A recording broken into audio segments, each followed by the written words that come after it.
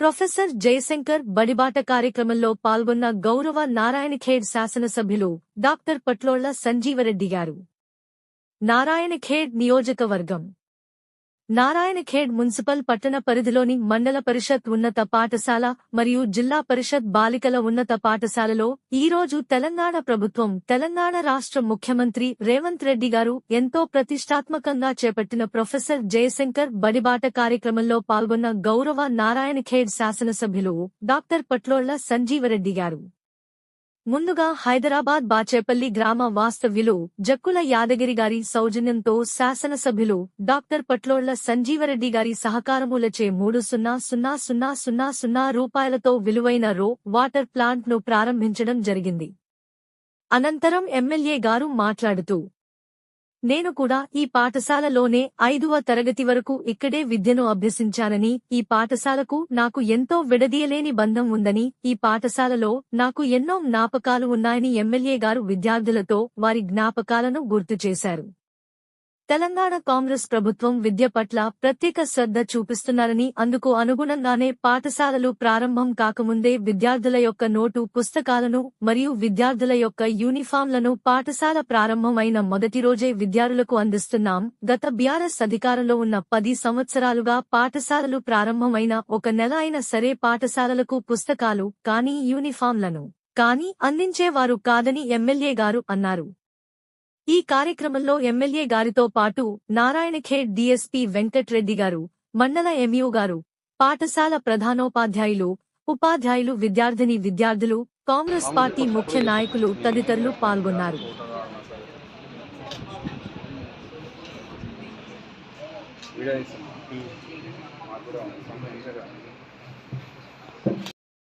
శాసనసభ్యులు doctor Sanjay Reddy sir గారికి మరియు ఈ కార్యక్రమంలో ఆర్ఓకి దాత అయినటువంటి యాదగిరి గారికి, ఎంఈఓ గారికి, హెడ్ మాస్టర్ గారికి, ఇతర టీచర్స్కి, ప్రజానాయకులకి, విద్యార్థులకి అందరికీ నమస్కారం. మీడియా మిత్రులకు కూడా నమస్కారం. ఒకరోజు అనుకోకుండా, అంటే మన సమ్మర్ వెకేషన్ కంటే ముందు యాదగిరి సారు మా ఆఫీస్కు యాక్చువల్గా ఒక నమ్మిన వాళ్ళు మోసం చేసిన ఉద్దేశంతో నా దగ్గరికి వచ్చినారు సంగారెడ్డి నుంచి. ఆ సందర్భంలో సారు నేను అడగకున్నా కానీ సార్ యొక్క విల్లింగ్నెస్ చెప్పారు. ఇట్లా ఏదైనా గవర్నమెంట్ స్కూల్లో వాటర్ ప్లాంట్ ఏదైనా పెట్టాలనే ఉద్దేశంతో చెప్తే వారి యొక్క హృదయానికి ఇచ్చి తర్వాత వెంబడే మా ప్రేమ్ కుమార్ ద్వారా ఇక్కడ హెడ్ మాస్టర్ గారికి, టీచర్స్తో మాట్లాడి ఆ యొక్క ప్లాంట్ని ఇక్కడ అవసరం ఉందని తెలిసి ఇక్కడ ఏర్పాటు చేయడం జరిగింది. యాదగిరి సార్ గారు అది కష్టమని బాధపడకుండా దాని యొక్క దానం చేశారు. ఇక్కడ ఆ ప్లాంట్ ద్వారా చాలామంది పేద విద్యార్థులు వచ్చినప్పుడు కానీ, మిగతా వాళ్ళకి కానీ స్వచ్ఛమైన త్రాగునీరు ద్వారా వారి యొక్క ఆరోగ్యాన్ని కాపాడుకుంటూ వారి యొక్క చదువులో శ్రద్ధ పెట్టి ముందుకు వెళ్తారని ఆశిస్తున్నాను. అదేవిధంగా ప్రభుత్వం కూడా ఈ గవర్నమెంట్ స్కూల్స్కి చాలా ప్రోత్సాహం ఇస్తూ చాలా శ్రద్ధ పెట్టి మీకోసం మీరు ఎప్పుడు కాంపిటీషన్లో పోదు, మీ తెలివి కోసం మీరు చదువుకోవాలి. మీకు ఎంత తెలియాలో అంత. అట్లనే ఉపాధ్యాయులు ఎవరైతే ఉన్నారో వీళ్ళకు కూడా 3 లక్షణాలు ఉంటాయి. ఏమిటంటే చిన్నపిల్లలకు చెప్పేటప్పుడు అది ఏంటంటే మార్గాల కిషోర న్యాయం. మార్గాల కిషోర న్యాయం అంటే పిల్లి పిల్లలు పుట్టే ఏ నిండు నింపుతో తల్లి. అట్లా ఈ తల్లి ఏ విధంగా అయితే పిల్లకు నొప్పి కాకుండా ఏది కాకుండా ఏ నిందకు ఎట్లయితే నింపుతుందో పిల్లలను, ఆ విధంగా లాలించి భుజగించి చెప్పాలి చిన్నపిల్లలు. తర్వాత కొద్దిగా పెద్దగైన తర్వాత 6th క్లాసు 7th క్లాస్ వచ్చిన తర్వాత 5th దాటి 6th క్లాస్ వచ్చిన తర్వాత ఉపాధ్యాయుని బాధ్యత ఏముండదు. మరకట కిషోర న్యాయం మీద ఎందుకోసం అంటుందంటే, మరకటం అంటుందంటే కోతి పిల్లలు ఏం చేస్తాయి అంటుందంటే పిల్ల భారమే కానీ తల్లిది కాదు. ఎక్కడ పోయినా కానీ తల్లిని పట్టుకొని పోవాలి పిల్ల. వీటికి ఏంటంటే ఉపాధ్యాయులను పట్టుకొని పోవాలి. మీరు వాళ్ళని అడగాలి, క్వశ్చన్స్ అడగాలి, అది చేయాలి, చదువు అది ఏది ఏ విధంగా మీకు సంశయాలు ఏమున్నా కానీ నివృత్తి చేసుకోవాలి. అట్లా పెద్దగైన తర్వాత బాగా చదివిన తర్వాత వాళ్ళని చేస్తారు మీరు. దాన్నే భ్రమరకీటక న్యాయం అంటారు. పసుపురుగుని తెచ్చిపెట్టి దాని చుట్టూ గుంకారం చేస్తూ ఉంటే ఆ రూపం ఆ పచ్చపురుపు పువ్వు రూపం పోయి తల్లి రూపం వస్తుంది. అట్లనే ఉపాధ్యాయుని తెలివంతా నిమిడుకుంటున్న ఈ విద్యార్థి ఉపాధ్యాయుని అంతటి వాళ్ళు అవుతారు. అందుకని ఏంటంటే మంచిగా చెప్పేటప్పుడు శ్రద్ధగా వినాలి. శ్రద్ధవాన్ లేకపోతే జ్ఞానం. అయితే చాలామంది మాట్లాడే వాళ్ళు ఉన్నారు కాబట్టి చూస్తా ఉన్నాను. చాలా శ్రద్ధమై ఉపాధ్యాయులు ఏదైతే స్వతహాగా కష్టపడి ఏదో టైంపాస్ చెప్పేసి మనము పాఠాలు చెప్పుదామనే ఉద్దేశం కాకుండా ర్యాంక్స్ తీసుకురావడము, మీకు విద్యను అందియాలి, నాలెడ్జ్ అందియాలనే ఉద్దేశంతో అందరు ఉపాధ్యాయులు అందరూ కూడా పనిచేయడం జరుగుతూ ఉన్నది. కాకపోతే మీకు అందరికీ తెలుసు, గత ప్రభుత్వంలో పోయిన సంవత్సరం కూడా మా విశ్వనాథ్ సార్ ఇంజనీర్ గారు చెప్పడం జరిగింది. పోయినసారి లేట్గా వచ్చినా కానీ పోయినసారి కూడా కరెక్ట్ టైంకి మనకి 12వ తారీఖు రోజు రీఓపెనింగ్ రోజే యూనిఫామ్స్ తర్వాత బుక్స్ నోట్ బుక్స్ కూడా అందించడం జరిగింది. గతంలో లేకపోయిండొచ్చు.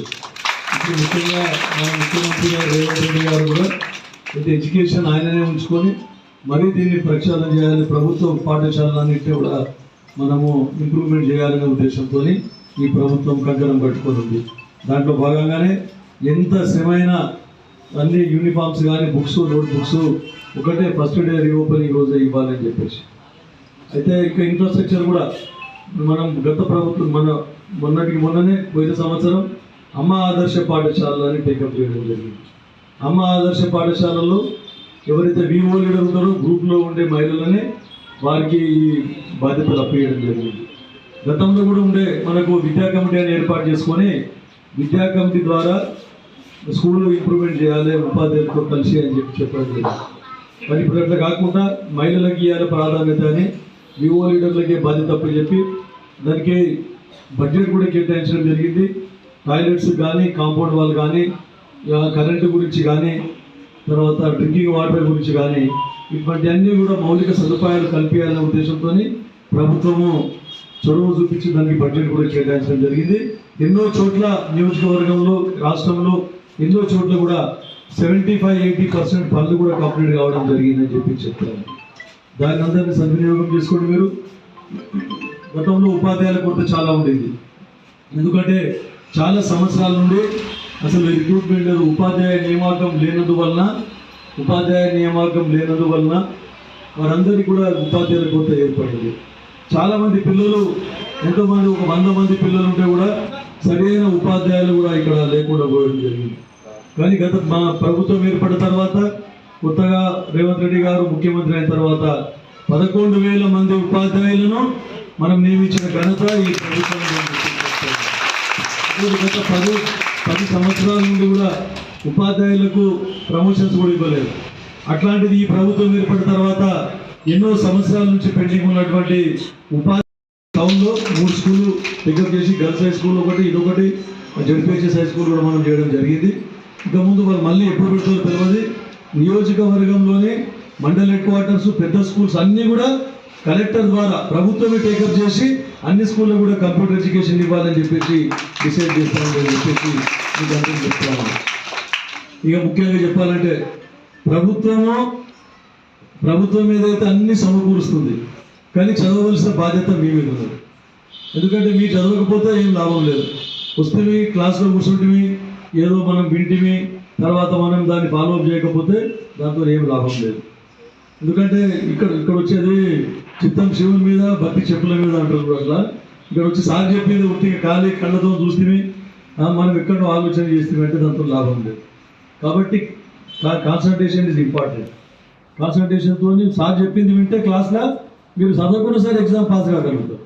కానీ కరెక్ట్గా వినాలి. అట్లాంటి కరెక్ట్ వింటే మీకు ఆల్మోస్ట్ 60-70% మీ బ్రెయిన్లోకి ఎక్కిపోతుంది. దాన్ని ఫాలోఅప్ చేసి మధ్యమధ్య సహజము ఎగ్జామ్స్ ముంగట మళ్ళీ బ్రషప్ చేసుకొని దాన్ని ఎప్పుడు రోజు పోయి హోంవర్క్ చేసుకుంటే ఇక ఫిక్స్ అయిపోతుంది, మైండ్లో ఫిక్స్ అయిపోతుంది. ఎప్పుడు రాసినా కూడా ఎప్పుడు ఎగ్జామ్ పెట్టినా కూడా మీరు రెడీ ఉంటారు రాయడానికి. సార్ చాలా బాగా చెప్పారు మా యాదగిరి గారు. ఎందుకంటే ఏది మార్జాలము మర్కట జాలం గురించి బాగా చెప్పింది. అందుకే అట్లా మీరందరూ కూడా చిత్తశుద్ధితో చదువుకుంటే చాలా బాగుంటుంది. ఇంకోటి ఈరోజు మీకు అందరికి ఇంకో విషయం, అందరికి సెల్ ఫోన్లు అయిపోయినాయి. సెల్ ఫోన్తో చాలా టైం వేస్ట్ అవుతుంది. నిన్ననే నేను సెమినార్కి పోయినా ముస్లిం దానికి స్కూల్ రీఓపెనింగ్ ఉంటే చాలా బాగా చెప్పాను. సెల్ ఫోన్లతోని మొత్తం కెరీర్ నాశనం అయిపోతుంది అని చెప్పడం జరిగింది. కాబట్టి సెల్ ఫోన్లు దూరం పెట్టండి. మీకు చదువుకి ఎంత మనం ఉపయోగపడితే దాన్ని అంత మట్టికే ఉపయోగించుకోండి. కానీ ఇప్పుడు చాలా బాగా తల్లులు కూడా పిల్ల ఏడుస్తున్న చిన్న పిల్ల సంవత్సరం 2 సంవత్సరాల పిల్ల అంటే అన్నం తినకపోతే తీసుకుపోయి సెల్ ఫోన్ అందిస్తుంది. కాబట్టి ఇది జరుగుతూ ఉన్నది. మీకు కూడా ఉండొచ్చు చెల్లెండు వాళ్ళందరూ అదే పిల్ల ఏడుస్తే తీసుకుపోయి సెల్ ఫోన్ వాళ్ళకి మనం అందిస్తున్నాం. కాబట్టి అట్లా చేయకండి. దయచేసి సెల్ ఫోన్లకు దూరంగా ఉంచండి. ముఖ్యంగా మీరు సార్ చెప్పినప్పుడు యాదగిరి గారు చెప్పారు, చాలా బాగా చెప్పారు. అరే ఆయన ఫస్ట్ ర్యాంక్ వచ్చింది నాకెందుకు రావద్దు అట్లా చదవకండి. ఈ సబ్జెక్ట్ ఏమున్నది, ఈ బుక్లో ఏముంది, సబ్జెక్టు మనము మొత్తం నేర్చుకోవాలి. నేర్చుకొని మనం రీప్రొడ్యూస్ చేస్తే ఖచ్చితంగా మనకు ఆటోమేటిక్గా మార్కులు అనేవి వస్తాయి. ప్రభుత్వం అదే ఉద్దేశంతో గ్రేడ్లు పెట్టింది. మార్కులు ర్యాంకులను పెట్టకుండా గ్రేడ్లు పెట్టడం జరిగింది. కాబట్టి మీరు వాళ్ళని వీళ్ళని ఎప్పుడు కంపేర్ చేసుకోకండి. కాకపోతే మనకు సబ్జెక్ట్ మీద అవగాహన ఎట్లా వస్తుంది, సబ్జెక్ట్ మీద అవగాహన గురించి మీరు ఆలోచించవలసిన అవసరం ఉంది. ఇంకోటి, ఈ బడిబాట కార్యక్రమంలో పిల్లలు ఎంతోమంది డ్రాప్ అవుట్స్ అవుతూ ఉన్నారు. అందరూ private schools, English medium school పోతా ఉన్నారనే ఉద్దేశంతో మనం కూడా ఈ ప్రభుత్వం ప్రీ ప్రైమరీ స్కూల్ ఎడ్యుకేషన్ కూడా పెట్టింది. ప్రయోగాత్మకంగా అంగన్వాడీ లెవెల్లోనే ప్రీ ప్రైమరీ ఎడ్యుకేషన్ని, అంటే ఇప్పుడు మనకు ఎల్కేజీ, యూకేజీ, ప్రీ నర్సరీ అని ఎట్లా ఉన్నాయో ప్రైవేట్ స్కూళ్ళలో, అట్లనే నర్సరీ తర్వాత ఎల్కేజీ, యూకేజీ కూడా ఇక్కడ ఇంట్రొడ్యూస్ చేయడం జరిగింది. ప్రయోగాత్మకంగా సక్సెస్ అయితే ఖచ్చితంగా కూడా మీకు అమల్లోకి వస్తుంది. ఎక్కడ పోవాల్సిన అవసరం లేదు. Telugu medium, English medium, mid day మీల్స్లో కూడా అందివ్వడం జరుగుతుంది అని చెప్పేసి చెప్తా ఉన్నాను. కాబట్టి ఇవన్నీ అవకాశాలన్నీ మీరు ఉపయోగం చేసుకోండి. ఉపయోగం చేసుకొని జీవితంలో కష్టపడి పైకి రావాలి. మీకు చదువు చెప్పిన ఉపాధ్యాయులకు మంచి పేరు తీసుకురావాలి. తర్వాత మీ కన్న తల్లిదండ్రులకు కూడా మంచి పేరు తీసుకురావాలి అని చెప్పేసి. సమాజంలో గుర్తింపు ఎప్పుడు వస్తుంది? పైసలు సంపాదిస్తే గుర్తింపు రాదు.